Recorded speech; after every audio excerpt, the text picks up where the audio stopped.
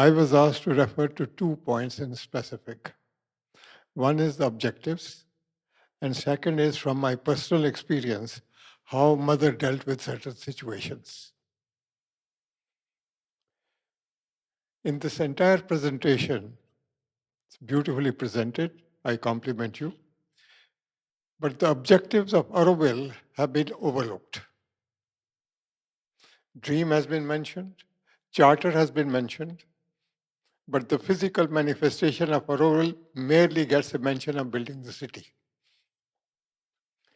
For me, the objectives of the present are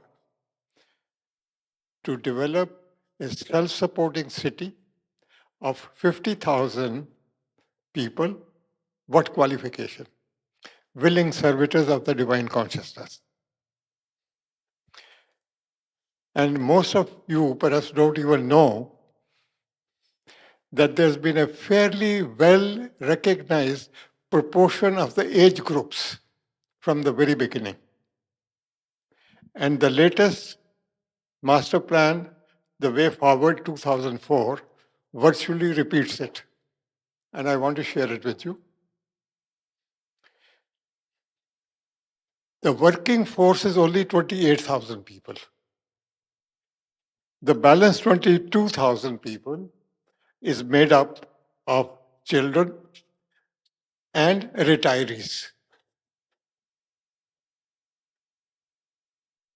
It's interesting because it started with, in 1967, in first presentation of Roger, 17,000 children from the age group of 0 to 19, 7,000 mentors, so that's 24, 2,000 in agroforestry, 26, balance 28,000, 24,000. Out of that, interestingly, the very interesting figure was 8,400 people in revenue generating activities and the balance in services. And if I remember in one, we used to have a lot of conversations, and in one of those conversations, Roger mentioned that when he was talking to the mother, because he had come up with an idea of population of 1 lakh, and mother said 50. And then as the talks went on, one day he says, Mother, how are we going to maintain 50,000 people? So she says, Roger, it's not your worry. 2,000 will die, 2,000 will be born, divine will take care of them. So 50,000 remains, but this 50,000 is important to understand that there are age groups also involved in it. Second thing I want to share with you is that when she says self-supporting does not mean only sustainable. It means goes beyond it. You have to create a prosperity. And it is in that context when she talks about your contribution is in terms of an offering of your work, and in return, the divine takes care of your needs. That's where the prosperity comes into play. And as soon as possible, if you can manage, try and have no monetary transaction within our will. These are the objectives of today. And if we have not succeeded so far as, because we have not even talked about these subjects as priorities. Just to give you a kind of a comparison, I want to share it with you because my age is of that kind of thing where I only talk in riddles. A head of a family sees a family is growing, their children, their grandchildren, their old parents, and so on and so forth. And time has come for them to all come and live together to create a home. So what do we do? Consult all the family members, if possible. If not, to take a decision. Create resources to acquire the land. Hire an architect to design the house. Invite the family members as far as possible to give their inputs as to what kind of a facilities are required.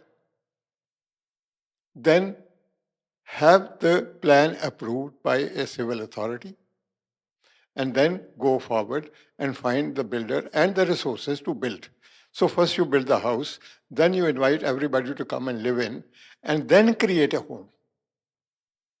If I enlarge it to the family of Auroville, where mother's children are all over the world, on all these 3 points, where are today we after 54 years? Our priorities are totally wrong. We have gone into other aspects, interpreting it to suit our own conveniences. And the result is that we have been deviating and deviating and deviating for the vision to such an extent that today we have reached a confrontational situation because of our individualized interpretations. I've been reflecting on it for some time now, and I said the time has come for each one, leave aside, there are 3 aspects to our will: the physical aspect, the legal aspect, and also the spiritual aspect. Physical aspect of our will is according to the vision that I have described. Legal aspect is whether mother never anticipated it, but eventually ended up in the form of a Foundation Act. But the spiritual aspect is, according to me, the only aspect that we have to understand, adhere by. And when we talk about the dream, what I look at it is a very clear map of how the present generation of children have to be converted into the Orwellians of the future. Education. We have hardly paid any attention to it. When I look at the charter, she has put only one condition. To live in Auroville, one must be a willing servitor of the divine consciousness. Must is a condition. And for each one of us, we have to try and understand what exactly is my interpretation of being a willing servitor of divine consciousness. And if I do not try and honest about it and pretend, pretension is what has brought us here today, because we've not been honest to ourselves. Today, the moment has come to be a little more humble, look back, where have I gone wrong in this understanding? And I just want to elaborate a little more. A servitor is a word derived from the base to serve. And to serve means 2 ways. One is a servant and one is a servitor. Servant is the one who obeys instinctively whatever is the master saying. Servitor is the one who understands and dynamically participates and collaborates. We have failed in both kinds. All this is all beautiful, communications and all that. I go back to 23rd or 24th of April, 1971. This is not a present problem, it is a problem that has been growing from the day one. When she was obliged to say, in writing, Auroville is in a construction stage. Auroville requires disciplined workers. Disciplined workers. Those who cannot, for any reason, can come later. 99% of us are those who can come later today. No, I'm also one of them. Okay. What I'm trying to say is that we really need to seriously reflect. Also, organizational structure that is available today is simply not been able to carry the weight of this vision to manifest it. It is something that is old-fashioned, related to other situations, more in terms of a social structure, where we have to find ways and means of first building the house. And those who have come first, and this is why many a times I hesitate to call myself an Aurovilian. I think the best way I can describe is the legal description of a resident volunteer. We are here, as quoting Tuan's words, plumbers and mechanics to build it so that the real home can be built for this humanity. We talk about human unity is the objective. But this human unity is not going to come from our mental thinking, from our intellectual thinking. It is going to come through only one and only one basis. That is being willing servitor of the divine consciousness. When each individual is in harmony with himself and with everybody around without even being told.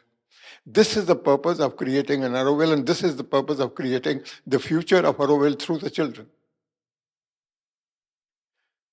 For me, that is an important aspect that I wanted to share with you, because I've been reflecting on it for some time, and having gone through various aspects of experiences and so on and so forth, I've come to this conclusion that time has come from the time anybody aspires to become an Aurovillian till he comes actually, even if you're not a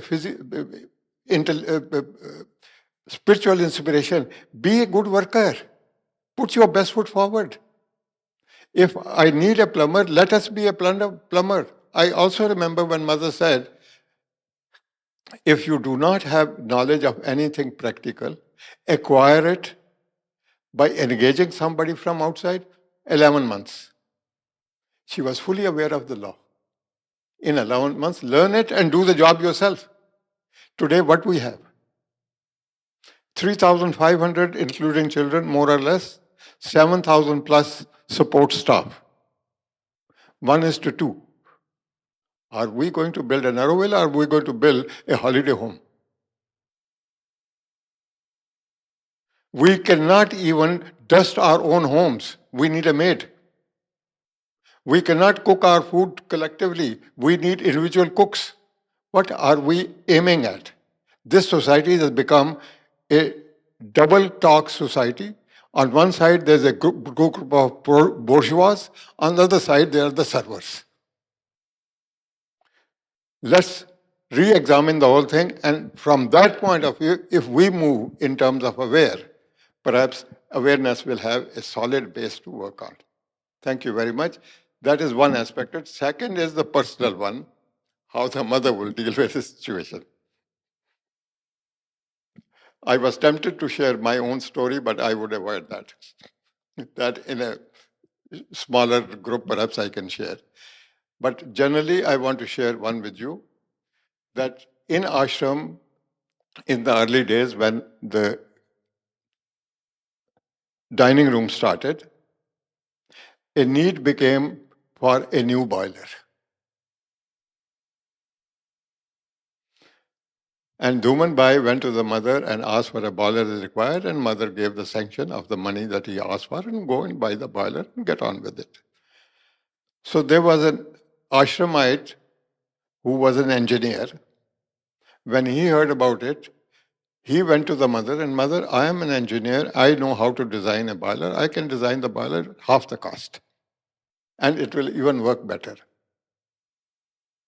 Are you sure, my child? Yes, mother. Dhuman, he'll build it. Okay. So all the necessity facilities are provided, material was provided, and so on and so forth. So he built the boiler. Now, boiler has to be fired to start functioning. So he went to the mother to invite her to cut the ribbon. So mother smiled and said, no, my child, you go ahead and fire it. As soon as I'm free, I'll come. Okay. So boiler was fired. They could not control the pressure. Boiler blew.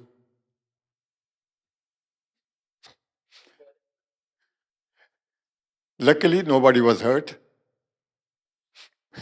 The wise guys went to the mother and said, mother, we told you so. Okay. Quietly, she said, all right, go and buy the boiler, install it. Now, this man, for 3 weeks, was hiding himself from everyone because he was so ashamed of her having made a claim that he could not go to the mother to say, mother, I have made a mistake. Finally, when he picked up the courage and went to mother crying, you know what she said to him? If my child, if you learn from this experience, I'm happy. That's how mother dealt with people. That's how she dealt with situations. Every situation she dealt with the way it needed to be dealt with. There was never ever generalization. And when she generalized it, she put it in writing. Any writing from anybody else, don't take it for solid, because those are the views expressed or shared at a personal level. Thank you very much for giving me this opportunity.